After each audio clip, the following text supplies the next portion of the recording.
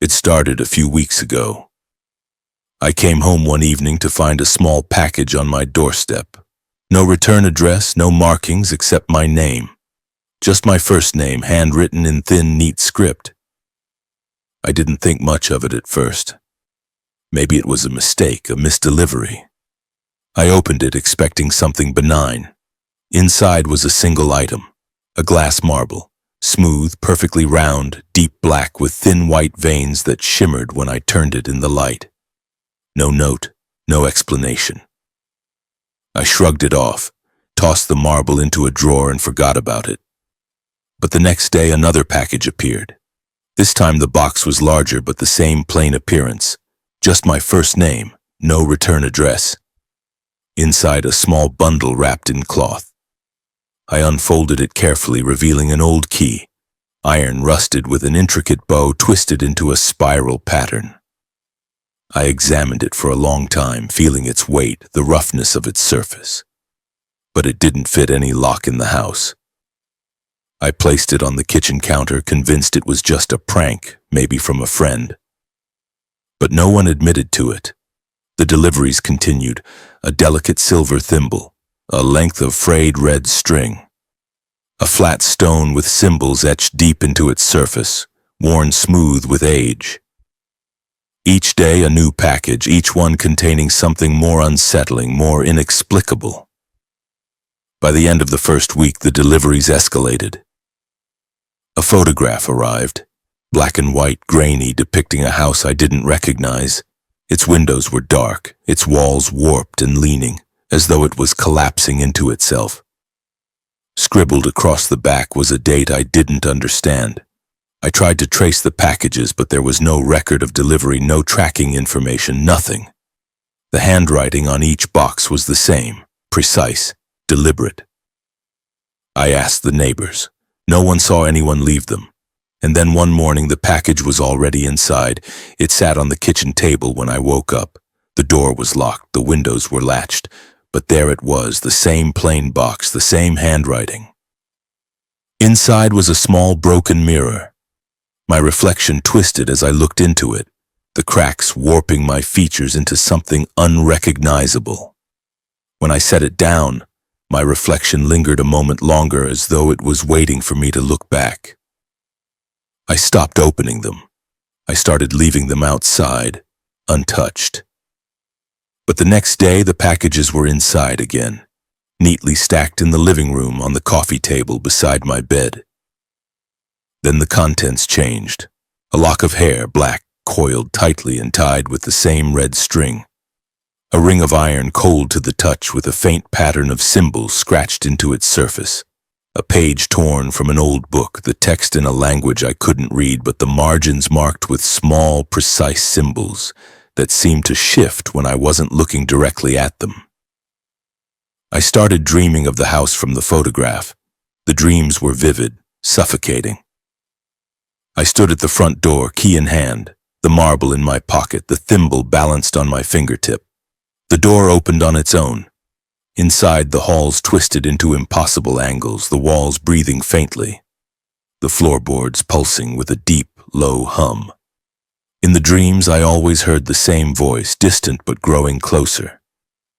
"These are yours." I stopped sleeping. I locked the doors, boarded the windows, but every morning the packages were there, inside. And now the handwriting has changed. It's no longer neat and precise. It's frantic, hurried, scrawled across the boxes in thick, uneven strokes. My name, repeated over and over, crowding the surface like a chant. This morning the box wasn't sealed. Inside was a photograph of me, asleep in my bed. A figure stood in the doorway, tall, thin, its features blurred, arms long and jointed, fingertips brushing the frame. The photograph was warm to the touch, as though it had been taken moments before I found it. The packages keep coming. And now, I hear a faint knock at the door. Software, deliberate, as though someone's waiting for me to open it. I didn't answer the knock. I stood frozen, listening, waiting for it to stop, but it didn't. The knock was soft at first, a polite tap. Then it grew louder, more insistent, like someone was pressing their whole hand against the door, drumming their fingers, waiting for me to acknowledge them. I backed away slowly, heart hammering in my chest. I counted my breaths, listening to the rhythm of the knocking, each beat perfectly spaced, deliberate. It didn't echo like a normal knock. It felt like the sound came from inside the house, like the vibrations were threading through the walls into my bones. After what felt like hours, the knocking stopped. I thought it was over, but then I heard the whisper. It wasn't a voice exactly, not in the way you'd expect. It was a texture of sound, like fabric tearing slowly, like breath caught between sighs. It was close, right behind me, threading through the silence. "You forgot something." I spun around. The living room was empty, but a new package sat on the floor directly behind me. It was larger than before, wrapped in dark cloth, tied with the same red string. My name was scrawled across it, messy and desperate. I wanted to leave it there, to pretend it wasn't there, but the moment I thought that, the whisper came again, closer this time, as though it were curling itself around my thoughts. "You forgot something."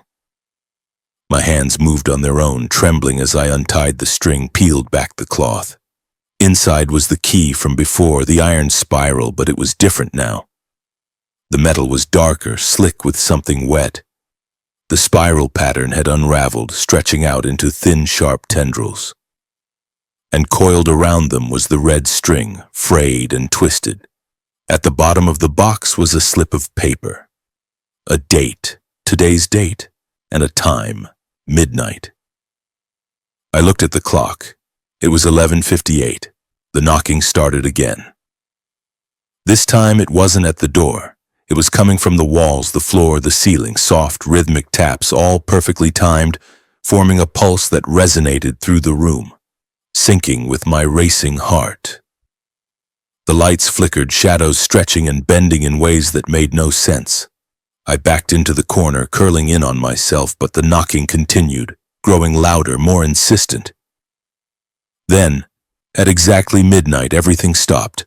The lights went out. The room fell silent. In the dark, I felt it, the air shifting, thickening, pressing against me from all sides. A faint glow bloomed at the edge of my vision, the same sickly light that had pulsed from the packages. It grew brighter, coalescing into a shape in the center of the room. The figure from the photograph. It stood there, tall and thin, arms too long, fingers splayed like they were tasting the air. Its head tilted, the features blurring into something almost familiar, almost mine. It held out the key.